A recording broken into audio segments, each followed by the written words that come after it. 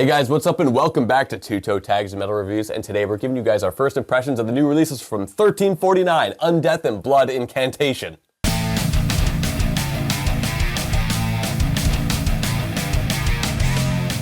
I think this is our first time covering all three of these bands on the channel. I don't think we've covered any of them yet.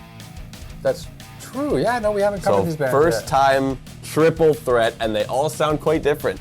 Yeah. So let's open it up with The Wolf and the King by 1349. Cool. I knew this was a black metal band, hadn't really listened to them before, but I had seen their name around for like the past few years. Never really checked them out.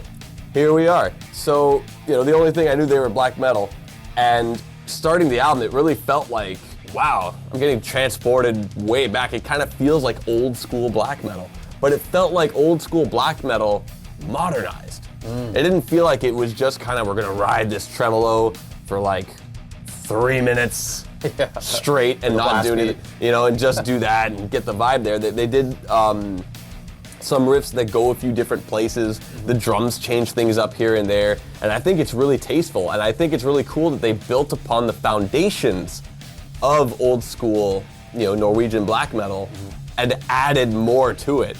So it feels like a true evolution of the genre, and I thought that was really, really cool. The God Devourer, which is the first track, gave that old school vibe, but Ash of Ages feels like kind of a mix of a few different things, so I like that they got something else going on there. Lots of really nice double kick work, changing between, there was a track that he was on 16th notes, then switched it up to 16th note triplets, which sounded really, really cool when he did that. Really, really like that, but I feel like this album is just a really good way of modernizing the old school sound. I feel like it felt like something fresh, but still had the vibe, and I thought that was pretty cool. Yeah, it's interesting that you say you've been seeing this band's name pop up over the last few years, because this band's been around since the 90s. They've been around for quite some time. They formed in 97. Yeah, so it's like we're talking about how they have this old school sound. It's because they're old school. That's where they're from, right? They're just sticking with it, right? They're staying true to their nature, which is also commendable. But yeah, I enjoyed this album. I thought this was actually pretty great. It has great riffs, some great groove sections, lots of really cool percussion around the album. One thing I thought was cool was the last song called Fatalist. The beginning has this really jarring kind of composition where the drums and the guitars are both in 4/4, but they feel like they're offset from each other. Like they're not really playing with each other, and it creates a really jarring atmosphere. But it's in a creative way. It feels awkward, but creatively good. In the sense of were they performing in a syncopated way, or did they both track together and then in editing they kind of shifted it a bit to make it? It almost sounded like that, but I believe they were performing in a syncopated way.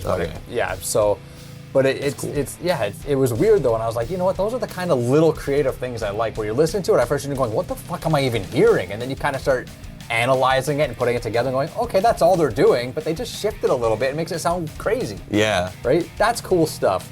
So yeah, cool riffs, cool groove sections, lots of cool percussion. I really had a good time listening to this album. The Wolf and King is a fun one for sure. So let's move on to Absolute Everywhere by Blood Incantation. This is a band I've heard the name of a few times, but I never really checked them out, and I didn't know what they were. With 1349, I knew they were black metal. With this, I didn't really know what I was getting into. So, surprise, surprise. Yeah, listening to this, what started out as, a cool death metal thing turned into this eerie soundscape. I'm like, okay, so this is a, progressive album. And I feel like if I were to compare this to any other artist I know of, I would say probably Death. Because I feel like later Death. Later Death when they got more progressive. Froggy, yeah. I feel like this is comparable to that, but it's not quite the same. But it's in the same ballpark. Progressive death metal. That's progressive death metal. I mean, that's why, and I think Death, is one of the most notable ones for death metal. But this album, it's 6 tracks, but me, being pretty well versed in prog, it's pretty clear that this is 2 20-minute songs. Essentially, yeah. Which is pretty. That's how they're named too. Yeah. So. That's how they're named. The Stargate, and then first track is Tablet 1, Tablet 2, Tablet 3. And then the other 3 are the Message, Tablet 1, 2, 3. Yeah. So it's the kind of thing where it's you've got a long song and you want to split it into tracks. You got to split it at the right time to make sure that each one can still feel like an individual track. And that can be difficult to do if you're composing a 20-minute track, which kind of goes through a certain kind of layout in a sense. Like a certain adventure. And yeah, they kind of did that already with Tablet 1 of the Stargate, where it does that. It has like this keyboard solo and guitar solo there in that chunk in the middle, which was really, really nice. I love the atmosphere this album has. The transitions on the way back and forth between the hard and soft parts were really, really cool. They did some pretty creative stuff. There was one that happens where, yeah, Stargate Tablet 2 builds up with the band slowly coming back in, and then they just throw down, which is super duper sick. So sometimes the 180s that they do feel a bit disjunct, but sometimes it feels awesome. Like you've got this cool sounding thing, and then bam, they got this brutal riff going on. So I think it's a pretty cool album, but it's a bit difficult to listen to critically because it's very clearly the kind of album you should sit back with and just experience. If you really kind of focus too hard with the critical ear, you might not enjoy it as much, but if you just put it on and just go, you'll be like, yeah, that was a really fun experience. That's what it's meant for too, right? It's not this album's not meant to be shuffled. It's not meant to like add a song to the playlist. Like it's meant to be from beginning to end. It's designed that way, it's presented that way. And I mean, there's a lot of stuff going on. Like to me, it almost sounded like somebody drifting in and out of consciousness, the way it kind of goes from one section to another, and it gets pretty. I mean, it's nothing like I've never heard before. It's not like a super unique thing. Other bands have done this before, but I guess the way Blood Incantation does it is just good. It's just well done. And it really kind of takes you for a ride, and you really just don't know what to expect next. And 1 second you could be listening to just really like death metal, and next thing you're listening to something that sounds like Pink Floyd. Yeah. Even vocally, like some of this stuff sounds like Roger Waters. Like in the song The Message Tablet 2, there's stuff in this that sounds almost like I'm hearing Pink Floyd with Roger Waters singing. And you know, I'm hearing other proggy elements in there as well. Like I'm hearing stuff that sounds like Dream Theater and stuff like that. And you mentioned death, and I can definitely see that comparison because of the death metal element. But yeah, this band really kind of goes in weird directions. I also heard some woodwind instruments in. So did I. In track, what was it? Tablet 2 to Stargate. Tablet 2. I think it was Stargate 2. Yeah, I heard some. It was like acoustic guitar with some woodwind. Flute. Yeah. I made that note. Yeah, that was cool. So I thought that was really cool. And for me though, like I'm not new to this band. I've heard this band before, but it's like I don't listen to them very often because there's too much of the mellow stuff when I want more of the harder stuff. If the ratio was flipped, I'd be a lot happier. If you take the last song, for example, The Message Tablet 3, the way this song starts picks up right off from the previous track, but it starts with like an explosion of death metal. And it's just in your face, awesome stuff for like, I don't know, a minute or so. And then it kind of changes up again. But at that minute mark, there's like one of the sickest whammy like harmonics that I've ever heard. And I was like, holy crap, that was sick. I don't even know what the fuck, but that's what I'm talking about though. There's little things sprinkled in. A fun listen, but yeah, listening to it with a critical ear and listening to it as like, you know, I'm gonna review this kind of thing, that's really difficult to do because of just how much stuff there is going on and how different each part is from the next.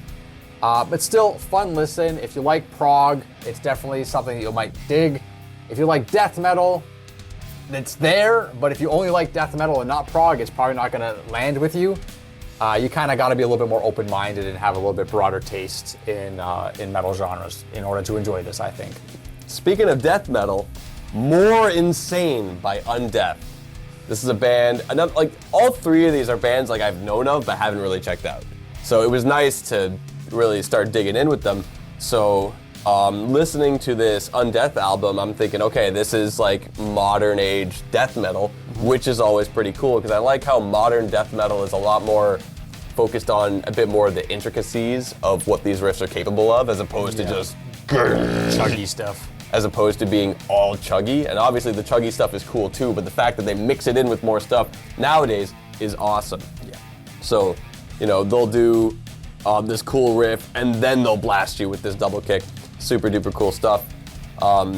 Brandish the Blade was a cool song that has that old school vibe, and it kind of reminded me of a Deicide style of death metal. That's what came to my head when I was listening to that song. Okay. Which I thought was cool. There was also this one moment right in the middle of Disputatious Malignancy. There's this drum fill, and then they all just stop, and then another drum fill, and then a riff change, and I'm like, what the hell just happened? It was really cool, and I like that was there. You know, it just totally caught me by surprise, and it was a cool, unique piece in that song. Also has a rad solo. So it was pretty fun, you know, new school death metal, and I kind of feel like there's some aspects, maybe it does spin the wheels a little bit, but if you're looking for some good death metal, this album has that. I agree. Undeath is just another one of these like modern death metal bands that's just kind of doing really good things and just putting out music that you can just really get behind and enjoy. Great riffs, vocals are on point, awesome, just really groovy death metal. I find it very groovy, and you know, there's cool section changes and transitions, like what am I trying to say? Tempo transitions. I couldn't think of the word tempo. Subtle tempo transitions in certain songs that I think is cool, and this is something that we hear in other bands recently. Like I think 200 Stab Wounds was one we reviewed recently that had like this. I think it had a song that was like ramping up in tempo at one point. It was like playing at a certain tempo, then it went I think it might have. I think so. Anyways, it's another band that's kind of in the same pocket as Undeath, and I just like that. I like that, you know, they're doing that kind of thing. It just something to make a song sound more interesting. It gives it more flavor. And this album had a couple songs that did that, like Brandish the Blade and Wailing Cadavers. Wailing Cadavers is another song that I thought stood out pretty good. Has a pretty deadly breakdown in it. Just really cool riffs, really cool stuff. I found the vocals reminded me a bit of Max Cavalera. Not exactly, but it gave me a little bit of that kind of Soulfly, old Sepultura vibe. I thought that was cool too. But yeah, there's just not much else I can say about it, really. It's just really solid, really firm, easy to listen to death metal. Bang your head, enjoy the riffs, and just have fun with it. Like, that's all. That's it. Just good stuff overall. Straight up. So we did make a decision, though, through one of these three albums. We are going to review The Wolf and the King by 1349. So we're going to be spinning that record non-stop throughout the entire week, and we will be back next week to review that album and give it a score. So that's all we got for you guys today. Remember to like the video if you liked it. Tell us in the comments below, what did you think of these three albums, and what other albums released today that you guys are spinning all day? We'd love to hear what you guys have to say about it, and subscribe if you guys are new to the channel. I'm TV Fish. I'm Vital Self. And keep the horns up.